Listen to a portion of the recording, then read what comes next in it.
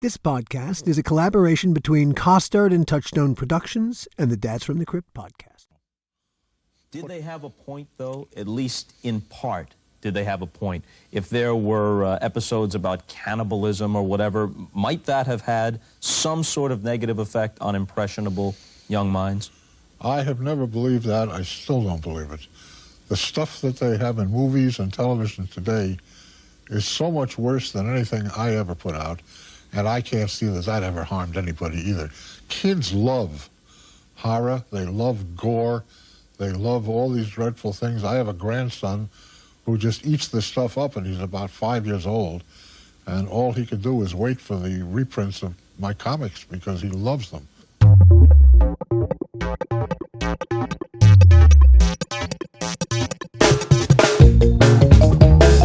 Hello and welcome to what we call in the TV business a very special episode of the How Not to Make a Movie podcast. You want to know the insidest dope there is on Tales from the Crypt? It's this. If there was a real Crypt Keeper, a kind of ground zero for everything Tales from the Crypt, it was EC Comics publisher William M. Gaines. I grew up a huge fan of Mad Magazine and the EC Comics that preceded it, like Tales from the Crypt. Just reading Mad was like getting a master's class in comedy. At Mad, they celebrated Bill Gaines, the man they worked for, even as they made fun of him. Now, while Bill Gaines didn't write or draw anything himself, he was the writing and the artwork's organizing principle. It may not have flowed from him literally, but it flowed from him nonetheless. EC and Mad both represented the world as Bill Gaines saw it. Back when I was huddled under the blankets with a stack of Tales from the Crypt comic books, it would have seemed a total impossibility that one day I would write and produce the TV version of one of Bill Gaines's creations. It would have seemed an even bigger impossibility that I would get to meet him and get his blessing for my TV version as part of the bargain. And yet that happened. With one or two exceptions, I have never been a star fucker. God, I don't care about stars, but Bill Gaines was one of those exceptions. Meeting him, and I say this as a devout atheist, was like meeting God. And it definitely lived up to the moment. Yeah, Bill Gaines inspired me. You want to color outside the lines? Yeah, go ahead. Fuck the lines. You want to point at the emperor and the fact that he's not wearing any clothes? Point away and make sure to laugh extra loud at his microscopic schween. What, me worry? No, Alfredy, I ain't worrying because you ain't worrying. Perversely and ironically, the fact that Bill Gaines became the person he became was entirely an accident, a series of accidents. Max Gaines, Bill Gaines' father, helped start the comic book business. In the 1930s, he worked for the then fledgling DC Comics. In fact, Max Gaines turned down Jerry Siegel when Jerry Siegel first submitted Superman to DC. Eventually, Max Gaines ended up in advertising, where as part of an ad campaign he did for Buster Brown shoes, he created a series of Buster Brown comic books to be given away with each pair of shoes. That happy accident put Max Gaines back into the comic book business. Next thing you know, Max starts his own comic book company, EC Comics. Max's son Bill had no interest in comics or publishing. He wanted to be a high school science teacher when another accident, this one with a boat, killed Max Gaines and changed the whole direction of Bill Gaines's life. Bill Gaines took over his dad's publishing company, and he changed the company's focus from educational comics to entertaining comics. And he started titles like Tales from the Crypt, The Haunt of Fear, and The Vault of Horror. Like everything good and fun in the 1950s, EC drew the ire of people with no sense of humor. The man was determined that comic books like EC's were destroying America's youth. Bill Gaines went before Congress, not that it did much good. What are we afraid of? Are we afraid of our own children? Do we forget that they are citizens too, and entitled to the essential freedom to read? Or do we think our children so evil, so vicious, so simple-minded, that it takes but a comic magazine story of murder to set them to murder, of robbery to set them to robbery? Eventually, he turned away from EC and got mad. And if you don't think he changed the world by doing that, I don't know what world you're living in.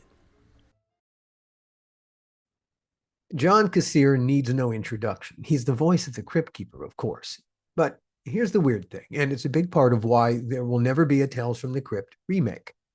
The Crypt Keeper in the EC comic books and the Crypt Keeper in the Tales from the Crypt TV series are not the same character, and therefore not the same intellectual property or IP.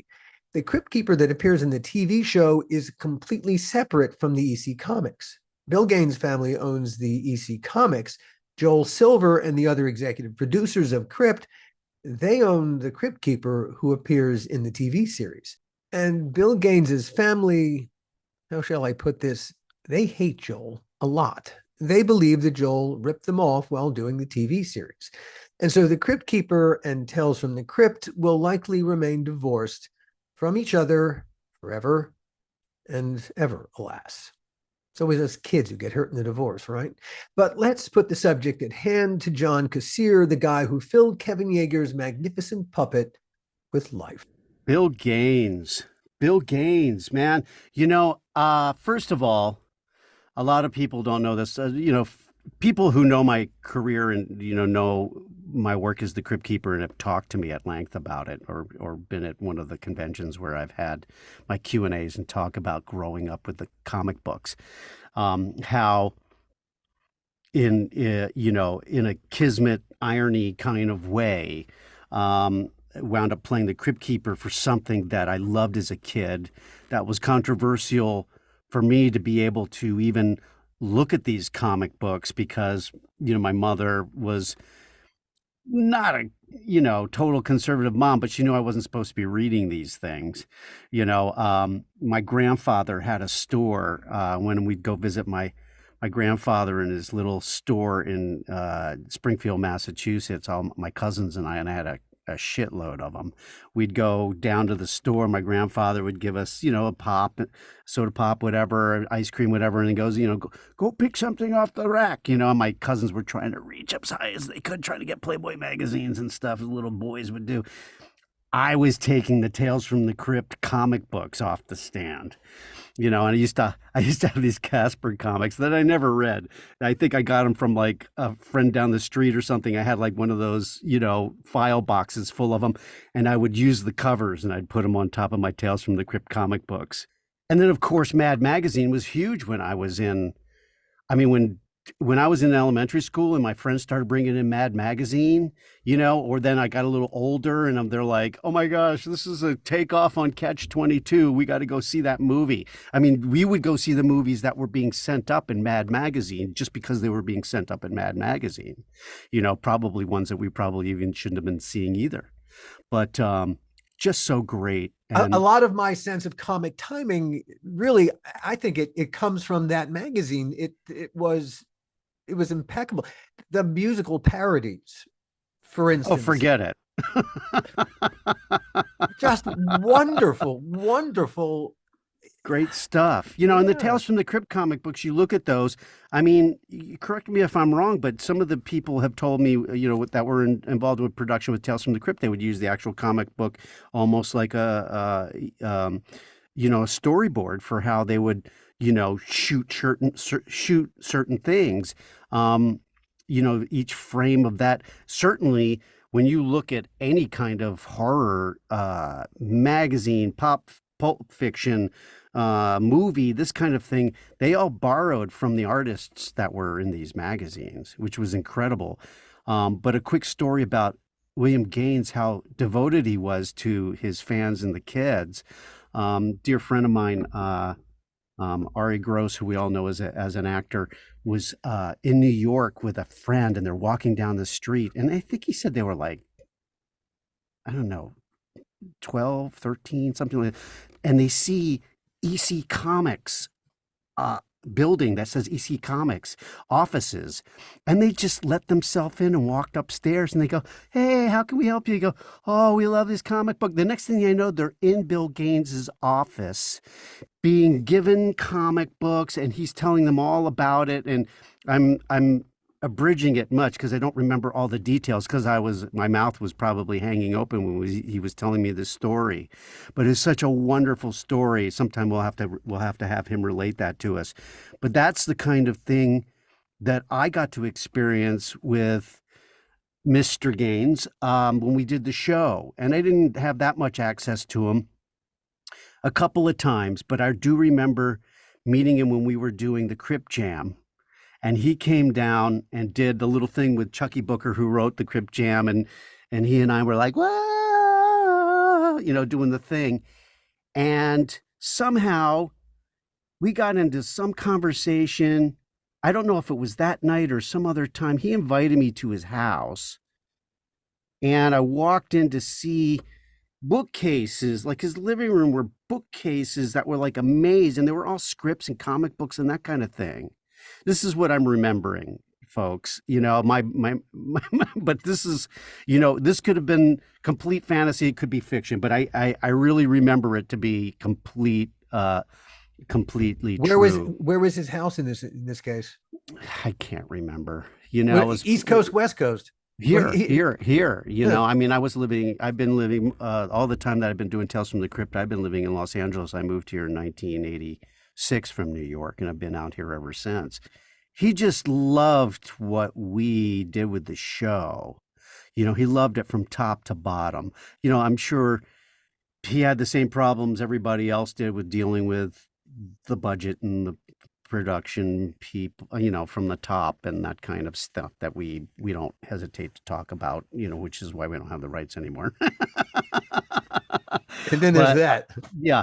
But certainly he's very fondly remembered by his family. I've been contacted by his daughter a number of times.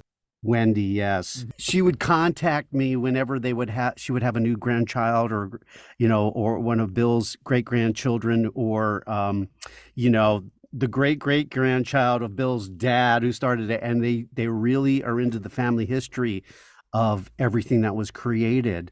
And,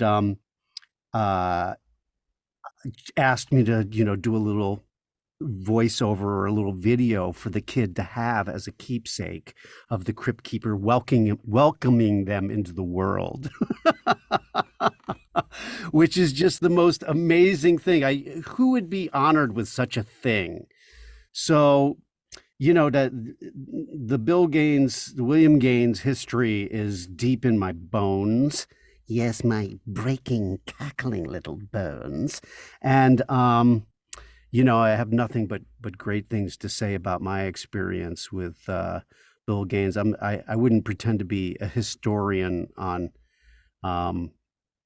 his whole history and background and who he was, but certainly had enough experience to know what a great legacy we're a part of. I proudly accept this great honor on behalf of my unbelievably talented staff of editors, writers, and artists who were vilified in the early 50s by a Senate subcommittee on juvenile delinquency and by other magazine publishers who claimed we had destroyed the youth of America. It has taken almost 40 years for our work to be recognized. I thank Joel Silver and his incredible group of movie makers who have made Tales from the Crypt the hottest and most successful original programming in home box office history. Finally, I thank the board of directors of the Horror Hall of Fame for this delightful vindication of our efforts.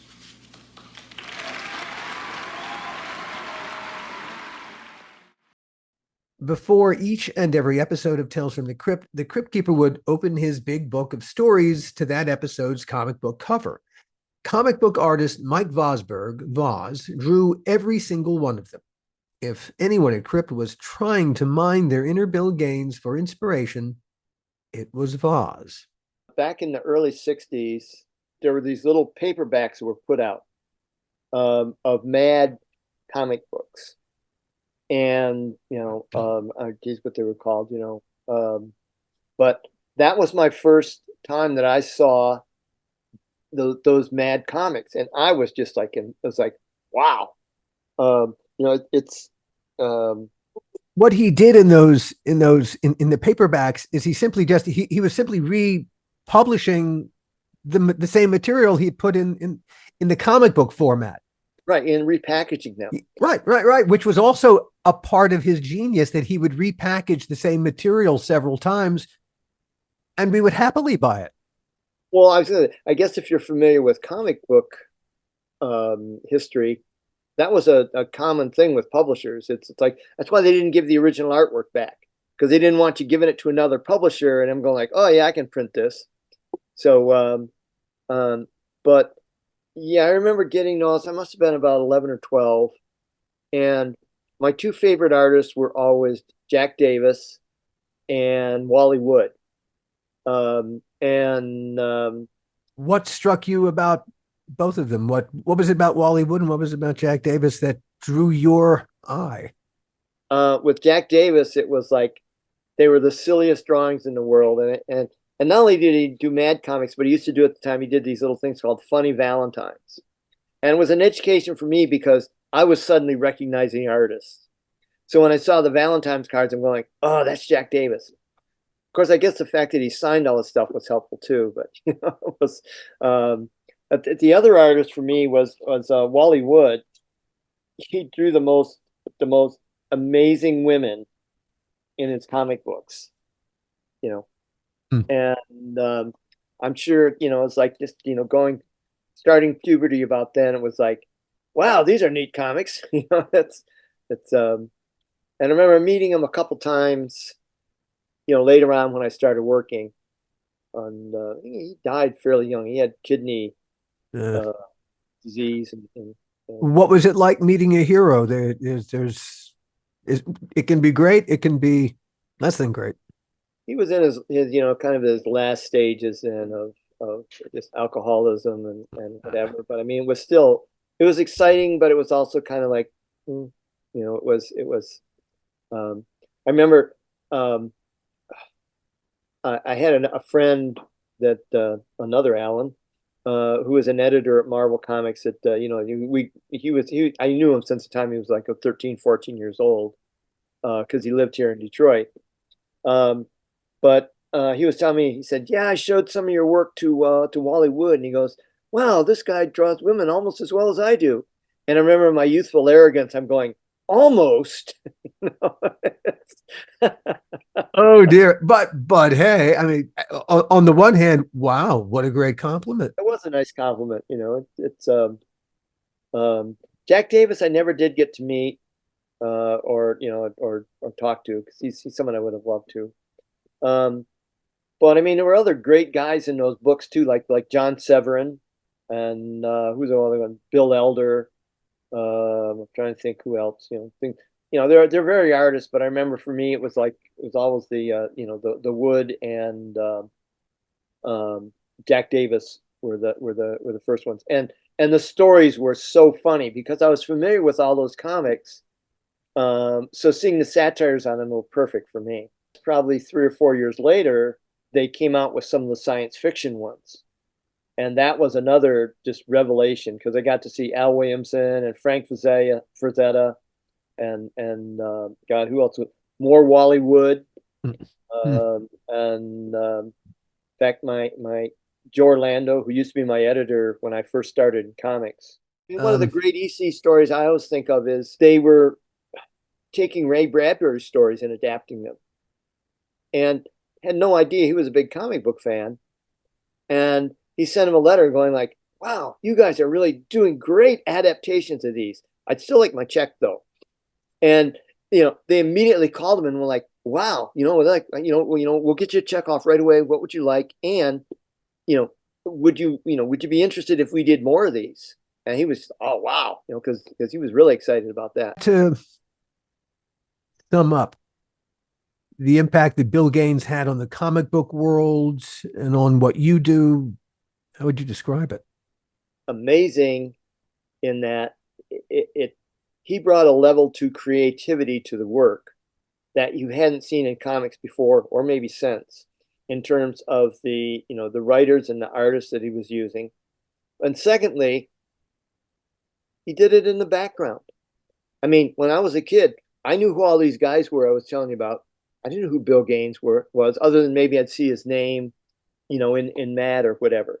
What struck me about Bill Gaines, it wasn't until much later I really understood, like, oh, he's the guy who brought all these guys together.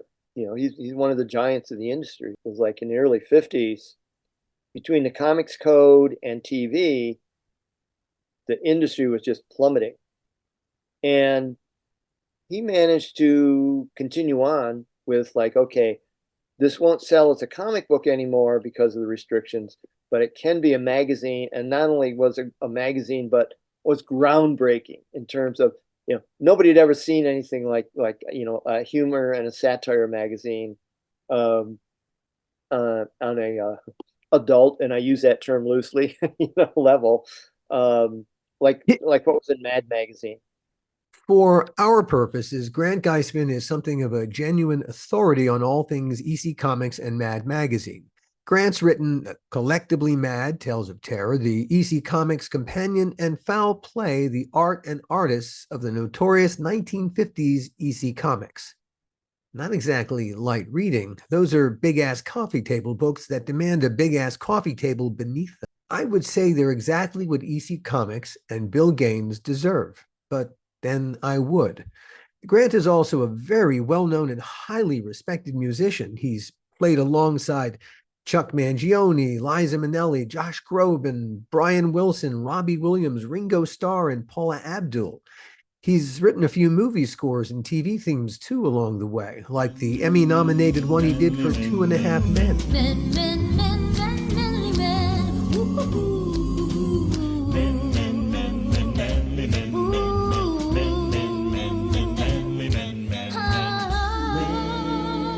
I first saw the name Bill Gaines in 1961. I was 8 years old, and I had already been buying comic books, and some other kids in the neighborhood that were a little older than I was showed me Mad Magazine, and I was like, what is this? I was fascinated. It was, I was only 8, so I didn't get even a lot of the references, but it was just like something so cool about it. And it's like this glimpse into another world, more adult and, kind of, counterculture a little bit even. And I was like, well, where do you get this? I had no idea. And they go, well, you just go down to the drugstore. And I was like, really? They would sell me this? It's like, yeah, it's 25 cents. Just go buy it. And from that minute, I, rode my bike down to the drugstore. Talk about a drug. Yeah, exactly. I was buying every issue. That's when I first saw the name Bill Gaines. And then they listed on the masthead who all the editors were. So I knew the names Al Feldstein, and I knew Nick Meglin, and I knew Jerry DeFuccio. And then the artists would sign their work. So I knew who Wallace Wood was, and I knew who Joe Orlando was, and I knew who Don Martin was, and whatever, So that began my fascination with, Mad Magazine, and then a little later also EC Comics. Because in 1964, Ballantine Books, which had been issuing all the Mad paperbacks, from the early comic material, they released, the first one was a compilation of Tales from the Crypt, a little paperback from Tales from the Crypt. And I used to buy all my Mad paperbacks at this place in San Jose called Books Incorporated. And one day at the end of 64 or sometime in 64, I saw this little next to the Mad paperbacks, Tales from the Crypt paperback. And I picked it up and it was like, oh, I know who these guys are, because I knew them from Mad Magazine. And I immediately understood that this was something else that Gaines had done. And that launched my whole fascination with EC Comics. In 1964, the comics I was reading were a little bit of Marvel, but mostly like DC, Superman, Batman, Tales, what was it called? Strange Adventures. They were kind of tame. Yeah. And so these EC compilations that they were issuing, it's like, man, I had never read anything like that in a comic book, snap endings and kind of grisly drawings from Graham Ingalls. And it was just like, and it really aimed at a slightly more adult audience than Superman was, which was very tame, very kind of watered down, There was a lot of gorillas on the cover and imaginary tales. What if Lois Lane married Superman and stuff like that. So, I mean, this was like, where did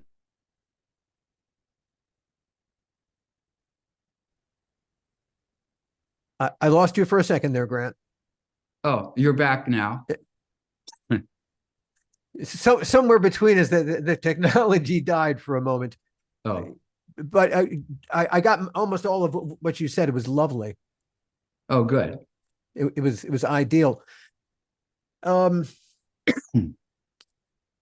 You've written how many books about the EC world? Well, I think it's 6 if you count the compilation that I did with Feldstein on his Junior and Sonny comics, which he had done in the late 40s for Fox Publications before he went to EC.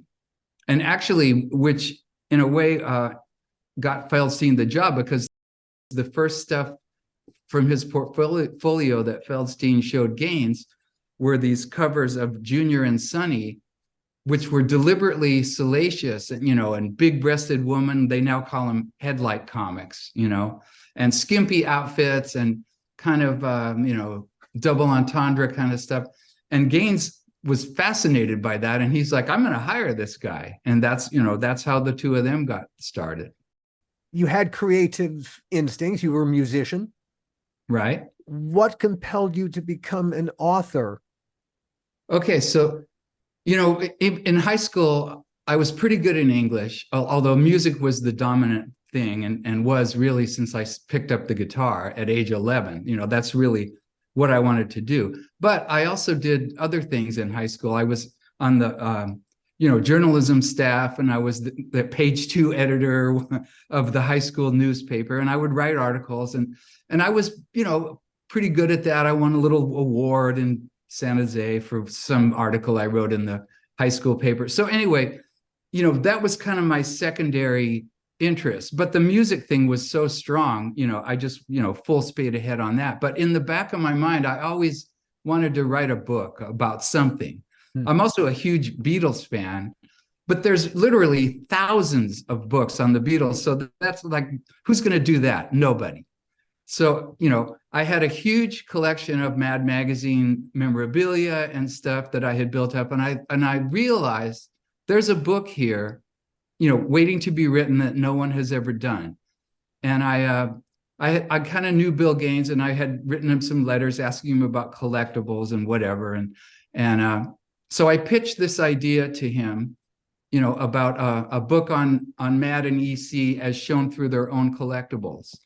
And so I didn't hear anything. And I told my wife, well, I guess Bill Gaines doesn't like my idea. And she goes, what idea? I didn't tell her. I had sent this pitch letter, and she goes, what are you talking about? And anyway, I guess it doesn't matter. I guess he doesn't like it. So then a while later, but it was quite a while, his publishing representative called me out of the blue and said, we got your letter.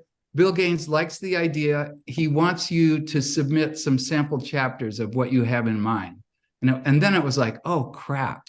Now I have to do this because I can't disappoint Bill Gaines, You were assuming that once your letter arrived at their offices, it would go through some normal channel, and there never was a normal channel. It's a piece of paper that flitted from here to there, and God knows where else. It probably, who knows what happened to your poor letter.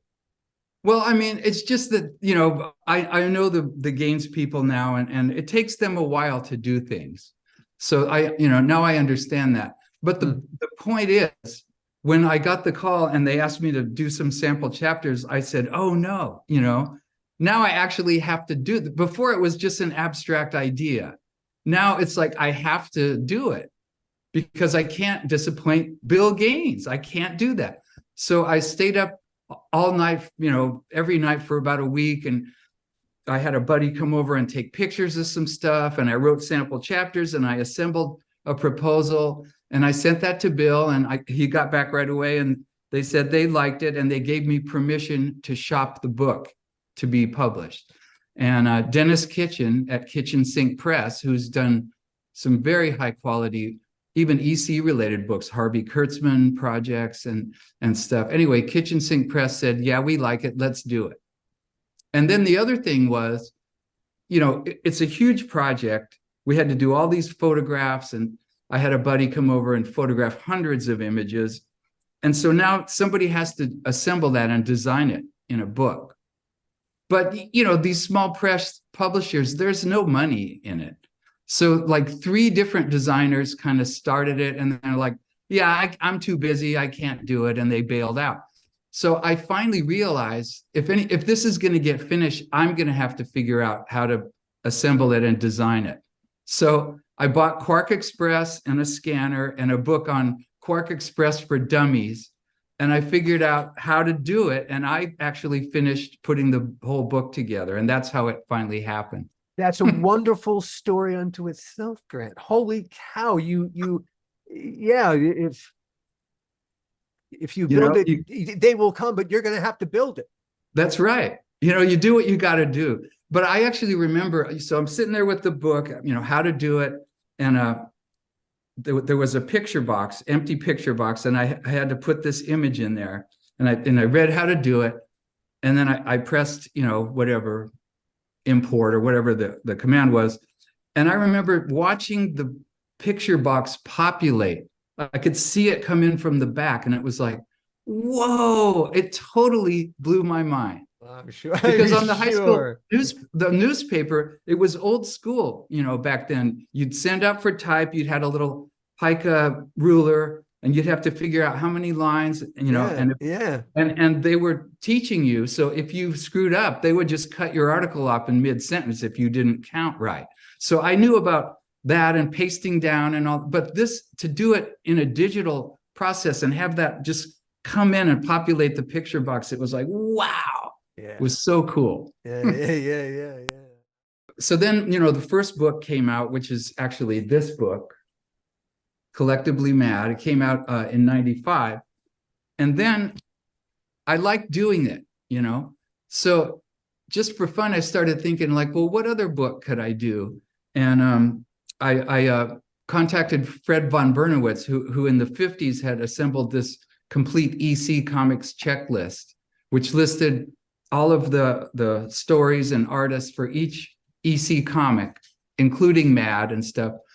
But it was just a little mimeograph publication, only text, really, no images. And I thought it would be cool to flesh this book out with all the covers in color and have interviews with, different Mad people, Feldstein and whoever. And that was my second book. And I totally designed that one from the ground up, just because I liked doing it, And I actually worked on the book for a couple years without even a publisher. I just figured, well, something will happen. And I just did it because it was fun. Some of the funnest times I had doing Crypt was hanging out with Todd Masters in his office come special makeup effects laboratory, trying to imagine what certain terrible things would look like and how quickly Todd could build or create them for the show. I have really great parents that just, they didn't require me to hide and read this crap or even make this crap, which is kind of cool. I kind of came in on it, the whole Bill Gaines thing, through Mad, actually, because I was a big fan of Mad Magazine as a kid, and I certainly knew about Crypt and Eerie and the whole thing. I didn't quite make all the connections with, Mr. Gaines being so centered to so much, but I certainly, he was well depicted in Mad Magazine quite often as this kind of like, he looked like God with his beard and his long gray hair. And so that's how Mad Magazine was my art school.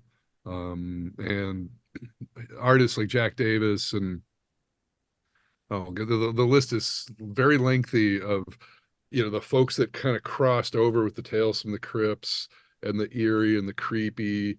There's so many great artists that Gaines was able to gather, and they all seem to kind of have a similar, I don't know, not necessarily style, but sense of humor, I guess. Their line spoke of it was just joyful, I guess, to look at a Bill Gaines published whatever it was. I look forward to it, and it was just because you could feel it, you know, as opposed to like I don't know if you're I don't know how you were with Mad Magazine necessarily, but there was the Mad Magazine called Cracked, Right. if you remember Cracked. A- and as an artist, I couldn't even pick up Cracked most of the time because it was a whole different batch of personalities. And there was something just, you know, in the way that they were joking and the intelligence of the, I mean, intelligence in finger quotes, that they were able to deliver under Gaines was so unique and different, that it was, you know, be cliche night and day, but it was pretty fucking night and day. I mean, I think the progression really was from Mad to National Lampoon. oh yes, of course. Yeah, I was, but I was a youngster at that point. Yeah, So yeah, yeah. Lampoon was what my cousin had, and I would sneak that. Cracked felt like cheating on a lover. It really did. That's so true. And they were usually hanging out of the supermarket next to each other, which was really uncomfortable, you know, because it was like, that's the old Mad, and I don't want to. I already have that one, and there's the fucking new bitch who we know is maybe cheaper, but she's just not as good. The So Cracked character just they seem to be aiming for Alfred E. Newman Ness. It what yeah, was the wasn't I it mean, Cleaver? what were they trying to do that Mad wasn't already doing? What new territory were they carving out for themselves that was theirs? Right. I think Bill Gaines had Yeah. pretty Well, much. I don't even remember if the character had a name. I think Sylvester something. Oh, did he have a name? He Yeah, was like a window washer or a sign a painter or something. janitor. Janitor, He was a right. janitor. And Alfred E. Somebody. Newman, I don't think had a gig. He was just No, he whatever. was anything and everything. He was everyone and he was no one. Yeah. And the other thing I remember at that age that um, you know, there was a level of disrespect I got out of Cracked, you know, because I was a kid. The magazine in whole spoke down to us with just dumbass jokes, you know, like their style of setup and payoff was almost like Garfield in the sense, or you know, Mary Worth. I mean, you know, it wasn't really that complex. And I know that's because they were kind of thinking that they were somewhere between Lampoon and what was that magazine? Highlights. We used to always see in the doctor's office, you know. So The it felt like highlights for Cracked was trying to children. find this like right. And so Cracked was like, you know, we're gonna pick up the broader audience because we're gonna get all these guys because they're just a bunch of idiots. And Cracked Mad was was more about yeah, Cracked was for the moment when you suddenly realized that you preferred Goofus to Gallant. I just smoked up my nose. Yes, you are correct, sir. Pardon me. Thanks for that. I haven't had a snort in a while. I always there was a lot of like crossing the fourth wall, so to speak, with Gaines in all of his stuff. A lot of his artists would include like a little commentary about him. You know, not only depicting him, like there was a lot of illustrations of that, like I said, that Jesus, or sorry, the godlike character that Mm, was Gaines, mm. in a large Hawaiian shirt. But there was also a lot of conversation. I mean, if you followed, you know, like you and I sounded like we were like hanging out together back then. If you follow like every single issue of these things, you could almost get the behind the scenes story between, you know, the fights between the artists, the people that, you know, obviously were favored, the other ones that weren't. You knew about the hilarious holidays, you know, the group holidays that Gaines used to do. I mean, those were in the pages. They would tease that shit. Occasionally, it would be like the joke, you know. I don't. You felt like I've you were always part. wanted to do that. Reading the magazine, you felt like you were part of their community. Well, and not spoken down to, but No, just not at like all. Not at exactly all.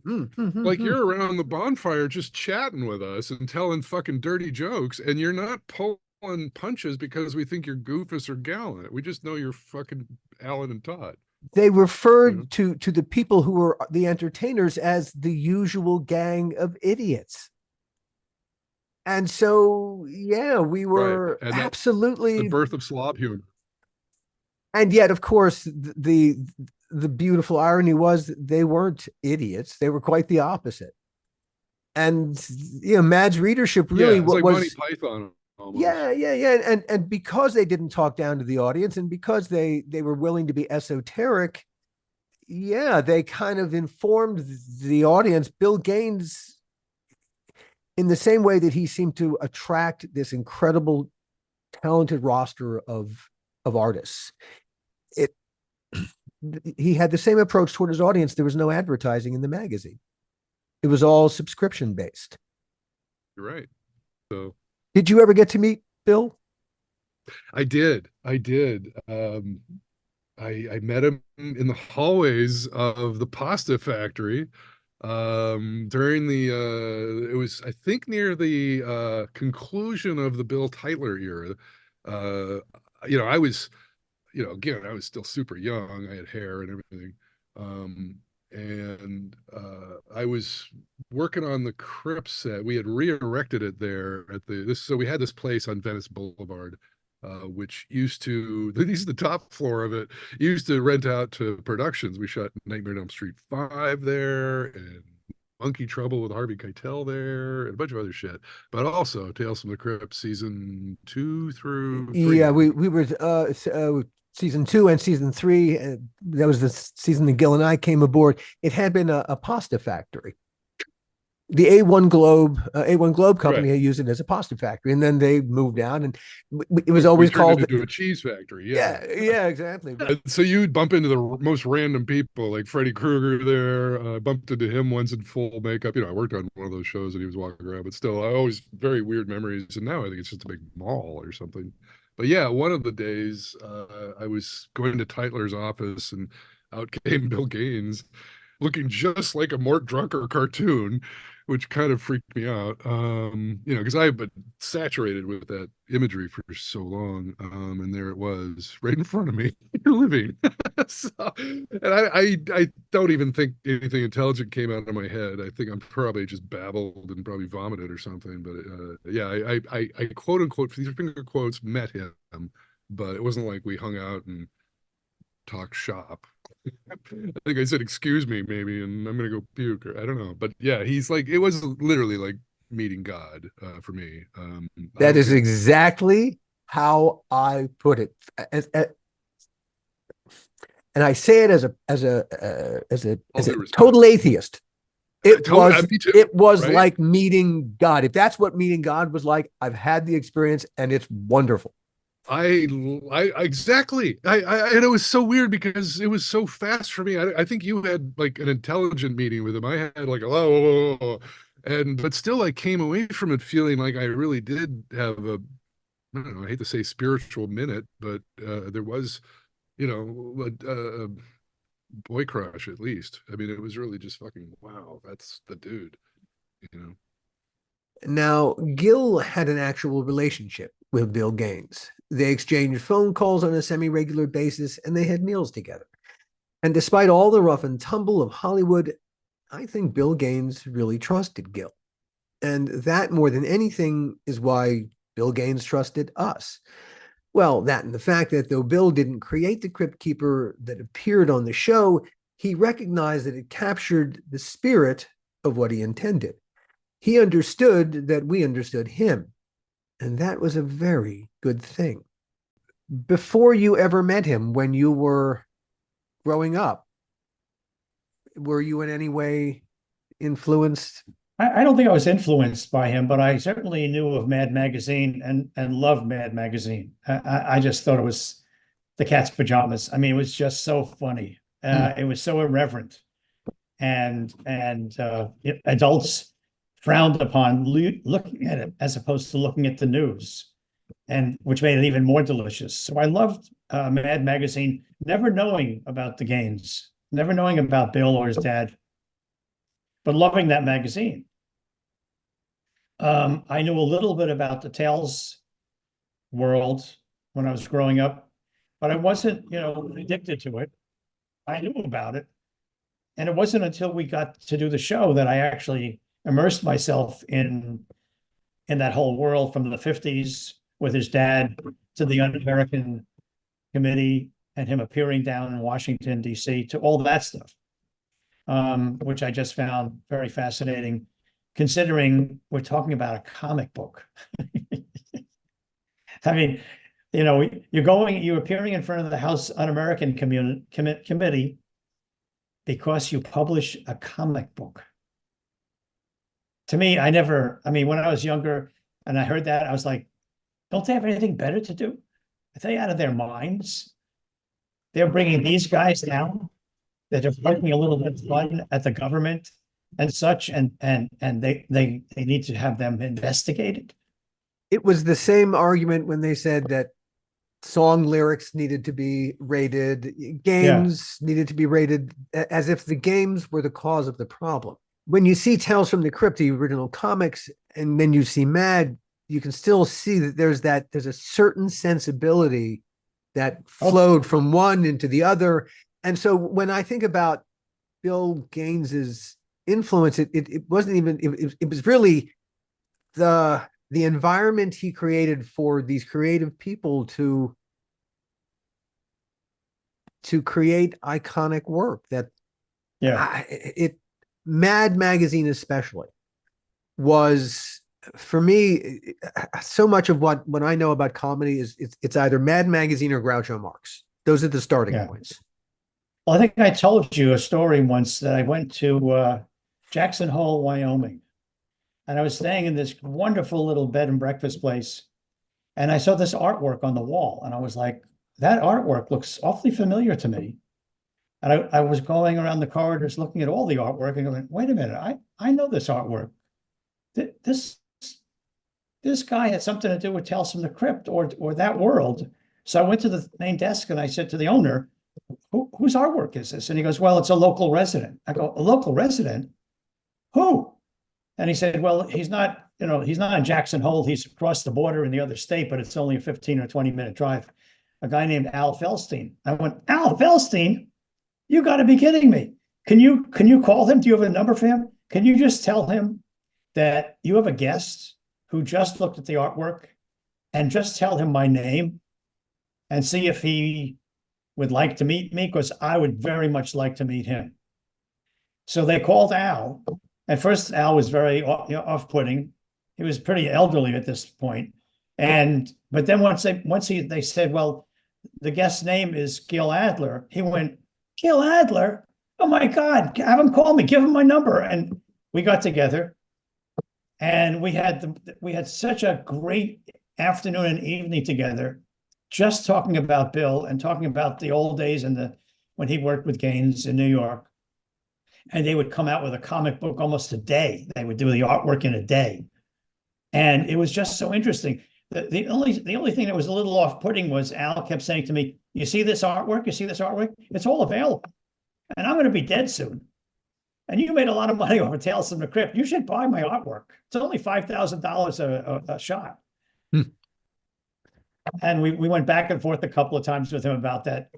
Unfortunately, I never bought any artwork of his, which I totally regret now. Boy, imagine what that would be worth today. Yeah, well, do you remember years ago when we first started doing Tales? I'm a big New York Broadway theater guy. And Al Hirschfeld was an idol of mine with his artwork that he did with the Ninas in the New York Times. Sure. And he had a storefront in New York on Madison Avenue. And I went in there one day, and Al was there. And I was like, I thought I was looking at a comic book, because he's such a comic character with his beard and his white hair. And we chatted for a while, and I told him about Tales from the Crypt. He went, oh, Tales from the Crypt. Do you know Bill Gaines? I go, yeah, I know Bill Gaines. Of course I know Bill Gaines. So we had this great conversation, another moment lost. And he said to me, well, I can be commissioned to do artwork. I charge $5,000. And if you want me to do, one of my paintings or one of my sketches, we could bring in you and the Crypt Keeper and Bill and Alan, because I told him about you. And he said, whatever you want, we could do anything. So I told him about Sophie, the dog, and Tales from the Crypt, TA, ILS. And he thought that was hysterical. And he goes, well, I could do a montage for you that. And it was $5,000. And I thought about it and I thought about it. And I didn't do it. Oh gosh. Oh gosh. Imagine. And then when he passed Oh away, gosh. first of all, I was awful. I felt awful because he passed away. But second of all, I was like, you know what that thing would have been worth today? Wow. But you know what it A would have little been worth? $5,000 investment. But you know what it would have been worth between you and me? It would have been worth so much more to have it.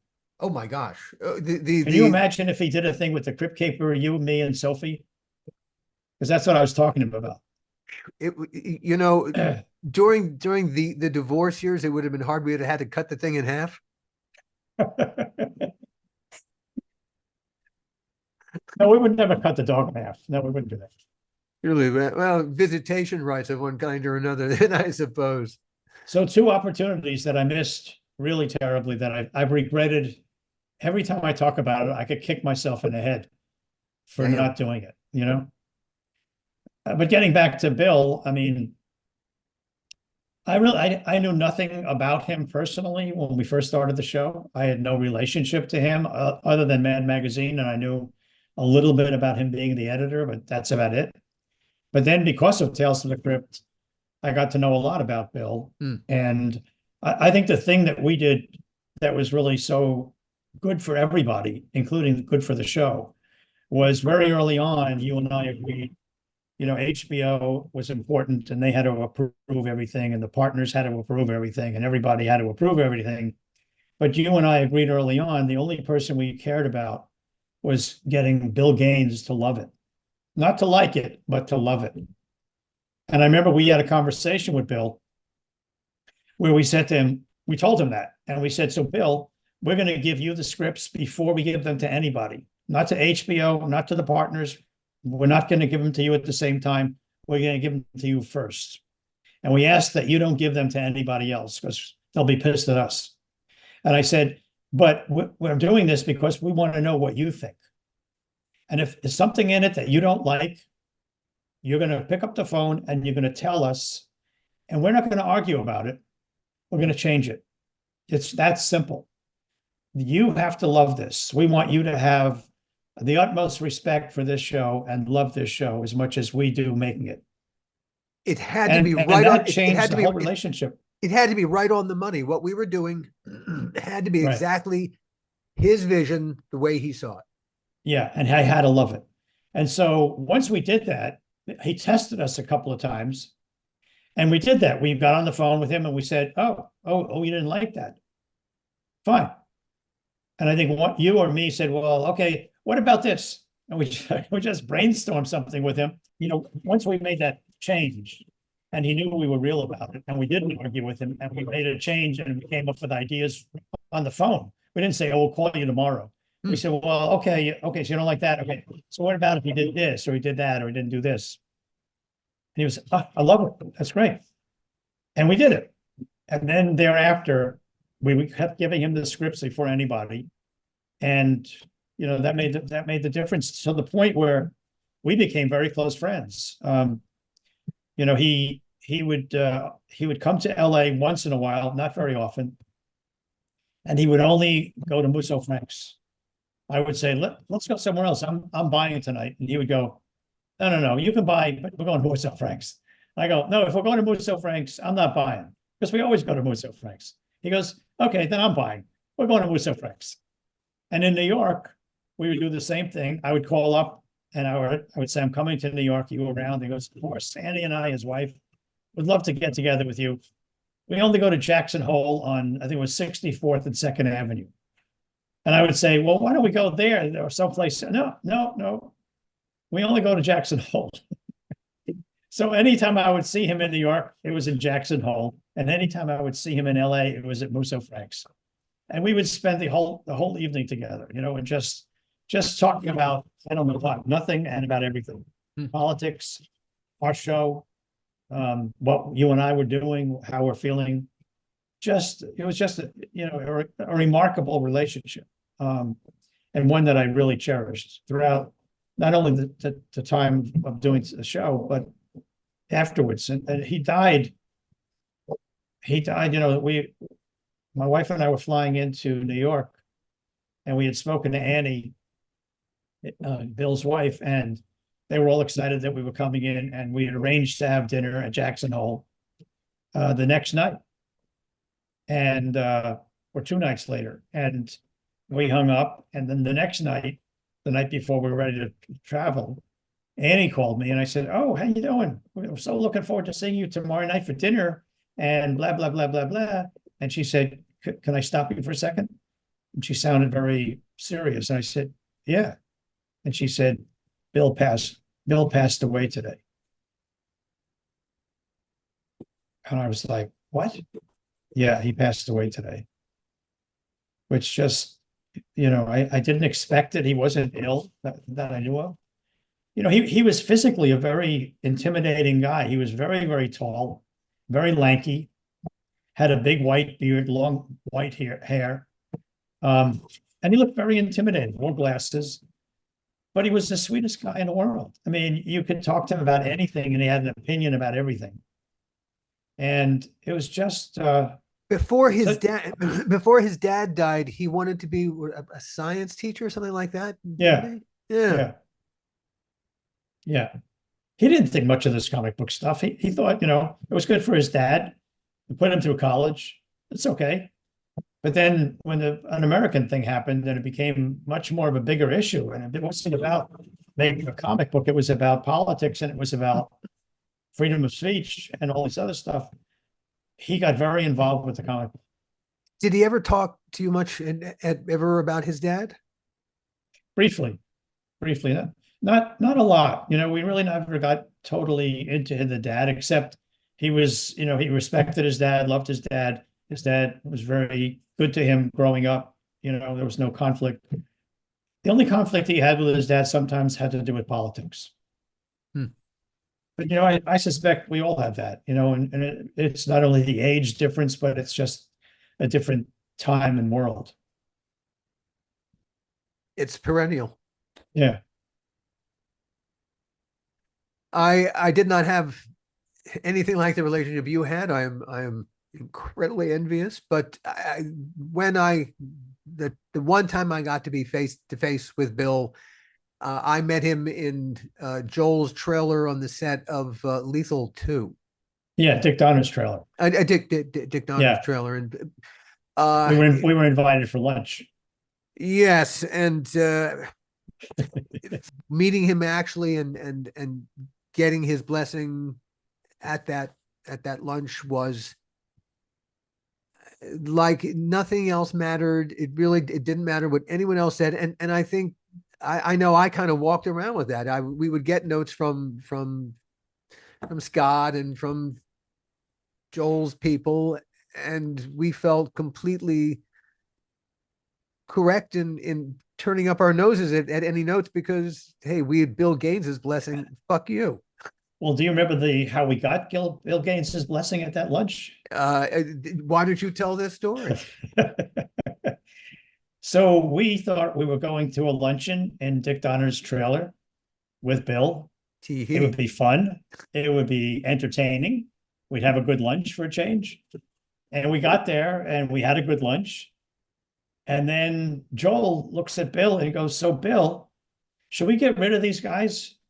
We could fire them and hire somebody else. We don't need to use these guys anymore." And I know I sort of snickered, like, I'm waiting for the punchline, but there was no punchline. And he stopped talking and he was waiting for Bill to say, "Yeah, that's a good idea. Let's get so-and-so or so-and-so, And I'm like, I'm sitting there, I start sweating. And I'm like, wait a minute, have we been set up to get fired? Are we getting fired today? I can't believe it. I enjoyed lunch and now I'm going to get fired. And to Bill's credit, he looked at Joel and laughed. And first he said nothing. And then Joel pushed it and he said, "No, I'm serious. We can dump these guys. We don't need to use these guys. We can get whoever you want. We get big people in the industry." And I remember Bill. It was one of those things where, Joel is kidding, but he could turn serious in a heartbeat. Something goes, "You know what? Fuck that shit. Yeah, okay, yeah, fuck these guys. They're fired. We can get anybody. Fuck them, guys. Get the fuck out of here." You know, Joel's crazy and impulsive, and that's not impossible. Right. And even before dessert. So Bill leaned into the microphone, or not, sorry, leaned into the table. They might as well have leaned into the microphone. Yeah. And basically looked at Joel and said, Joel, I'm going to tell you one thing. You should sign these two guys for life. They are the best things that ever happened to Tales from the Crypt. I don't want them changed. I want them on the show for life. And I remember sitting there and I'm sweating, thinking, did I just hear what he said? and that was the end of the meeting. And the meeting sort of ended and we went back to whatever we were doing, back to work. I don't remember what we were doing. It was pre-production on a season. I think it was going into season 2.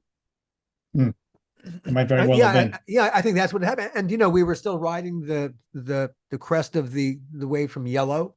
Yeah. Because Yellow was very impressive. Everyone was feeling, wow, hey, not only did we resurrect the show, right, but we made the show what it was originally supposed to be, that mixture of TV and movies like no one, it's not TV, it's HBO. Right.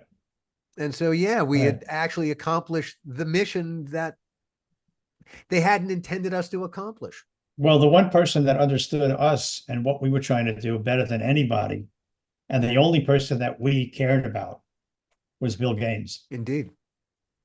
And he was a guy who thought outside the box, and I think he appreciated that that's where we were coming from too. Yeah. Yeah, they're all you guys playing by the rules over there, and we're going to go do our thing over here. But I remember every time I would see him, he would give me a hug. Yeah. And I always felt so small because he was so big and he was so sort of, tall and gaunt and long, and he would sort of wrap around me a little bit and I sort of get lost. I can imagine. I would literally vanish. But I used to love when he would do that. It just was such a great thing. So that was Bill. That was our relationship with Bill. And it's funny, when I think about Tales from the Crypt, I always think about Bill. One of the things they say is it's the last thing you ever want to do is meet your heroes. Yeah. Not entirely true. Well, I didn't even know he was a hero of mine until we started working together. I thought, okay, he published the comic books. We're going to have to be careful. We're going to make sure. But it turned out to be a real loving relationship that lasted until he passed. That he enjoyed what we did with his brand and his creation. Yeah. And that we enjoyed that relationship with him and sharing that with him. Indeed, one of the most special experiences of my whole career. Yeah, mine too. Easy.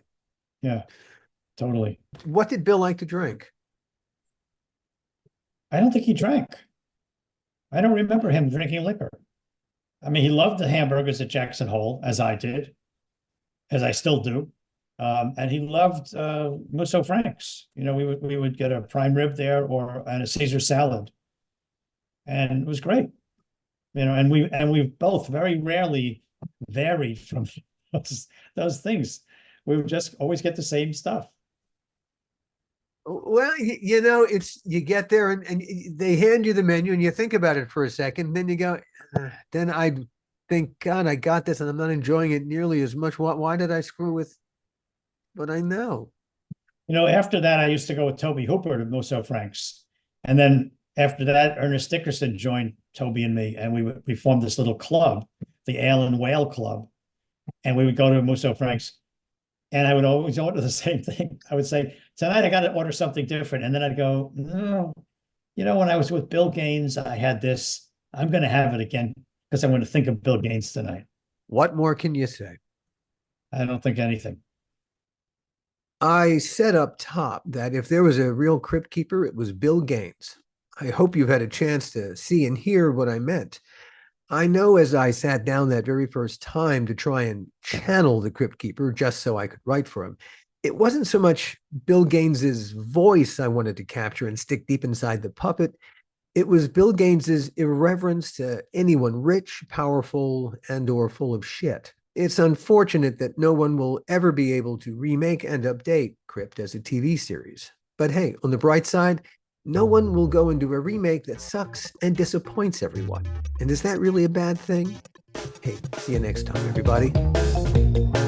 The How Not to Make a Movie podcast is executive produced by me, Alan Katz, by Gil Adler, and by Jason Stein. Our artwork was done by the amazing Jody Webster, and Jason Jody, along with Mando, are all the hosts of the fun and informative Dads from the Crypt podcast. Follow them for what my old pal the Crypt Keeper would have called terrific crypt content.